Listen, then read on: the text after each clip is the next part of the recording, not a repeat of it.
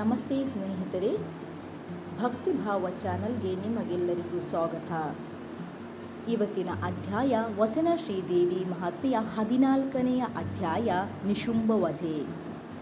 ಶಾಂಭವಿಯು ರಣದಲ್ಲಿ ಸಮರ್ಥನಾದ ನಿಶುಂಭನ ತಲೆಯನ್ನು ಕತ್ತಿಯಿಂದ ಕಡಿದು ಕೆಡಹಿತು. ಸಾಹಸನಿಗೆ ಶಾಂಭವಿಯು ರಣದಲ್ಲಿ ಬಹು ಪರಾಕ್ರಮನಃ ನಿಶುಂಭನ ವಿಹಿತವೆನೆ ಖಡ್ಗದಲ್ಲಿ ಕಡಿದಳು ಮಸ್ತಕವ.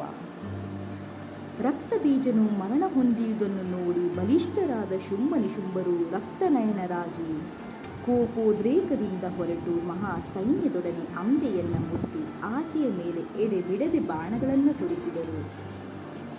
ದೇವಿಯು ಅವುಗಳನ್ನು ಉರುವಿ ತರಿದು ಹಾಕಿ ಚೂಪಾದ ಬಾಣಗಳನ್ನು ಕಾರ್ಮಾಳೆ ಕವಿದ ಹಾಗೆ ರಕ್ಕಸರ ಮೇಲೆ ಪ್ರಯೋಗಿಸಿದಳು.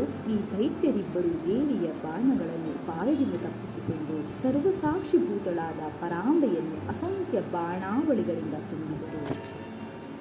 ಪರಾಂಬೆಯು ಅವರ ಬಲವನ್ನು ಕಂಡು ದಶಮುಖಿಯಾಗಿ ಅಷ್ಟೇ ಭುಜಗಳಿಂದ ಕೂಡಿ ರಕ್ತವರ್ಣದ ಉಡುಗೆಯೊಡನೆ ಕಣ್ಣುಗಳನ್ನು ಕೆಂಗಿಡಿಗಳಿಂದ ತುಂಬಿಕೊಂಡು ಕತ್ತಿ, ಗದೆ, ಲಾಂಗೂಲ, ಶಾರ್ನೀಯವೇ ಮೊದಲಾದ ಆಯುಧಗಳನ್ನು ಹಿಡಿದು ಮುತ್ತಿನಾಭರಣಗಳಿಂದ ಭೂಷಿತಳಾಗಿ ಮಹಾ ಮೃತ್ಯುವನ್ನು ಹೆತ್ತಳೋ ಎಂಬಂತೆ ಮಹಾ ಸರಸ್ವತಿಯಾಗಿ ಕಂಡುಬಂದಳು.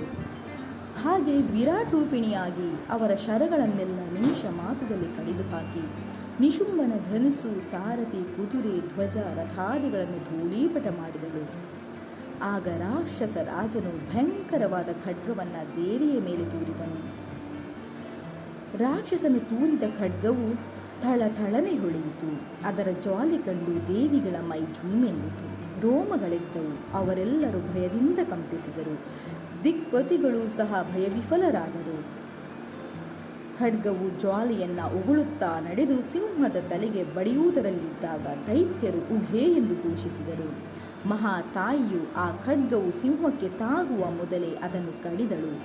ದೈತ್ಯನಾಗ ಶಕ್ಯಾಯುಧವನ್ನು ಹಿಡಿದು ಮಾಯೆಯ ಆಸರೆ ಇಲ್ಲದೆಯೇ ನಿರ್ಮಾಯೆಯಾದ ದೇವಿಯು ಬಳಿಗೆ ನಡೆದು ಆಕೆಯ ಮೇಲೆ ಶಕ್ಯಾಯುಧವನ್ನು ಪ್ರಯೋಗಿಸಿದನು. ದೇವತೆಗಳು ಭಯಕಂಪಿತರಾದರು. ಆ ಶಕ್ಯಾಯುಧವು ಉರಿಗಳನ್ನು ಉಗುಳುತ್ತಾ ನಡೆಯಿತು. ದೇವಿಯು ಅದನ್ನು ಚಕ್ರದಿಂದ ಕಡಿದು ಹಾಕಿದಳು. ರಾಕ್ಷಸನು ಒಡನೆ ಶೂಲವನ್ನು ಕೈಲಿ ಎತ್ತಿ ಹಿಡಿದನು. ಆಗ ರಣರಂಗವೇ ಕಾಣಿಸದಂತೆ ಕಪ್ಪು ಹೊಗೆ ಹರಡಿಕೊಂಡಿತು.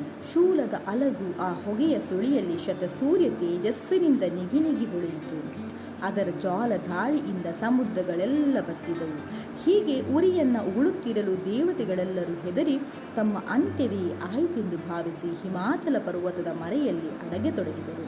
ರಾಕ್ಷಸನು ಅಂತ ಭಯಂಕರ ಶೂಲವನ್ನು ಹಿಡಿದೆತ್ತಿ ದೇವಿಯನ್ನು ಕುರಿತು ಇದನ್ನು ಸೈರಿಸಿಕೋ ನೋಡೋಣ ಎಂದು ನುಡಿದು ಆ ಮಹಾಭೈರವಿಯನ್ನು ತಿವಿದನು. ಒಡನೆ ಅಸುರ ವೈರಿಯಾದ ಮಹಾದೇವಿಯು ಕತ್ತಿಯಿಂದ ಅದನ್ನು ಕಡಿದು ಬಿಸುಬಿದಳು. ಇದರಿಂದ ರಾಕ್ಷಸನ ಕೋಪವು ಇನ್ನೂ ಹೆಚ್ಚಾಗಿ ಅವನು ಗದೆಯನ್ನು ದೇವಿಯ ಮೇಲೆ ಎಸೆದನು.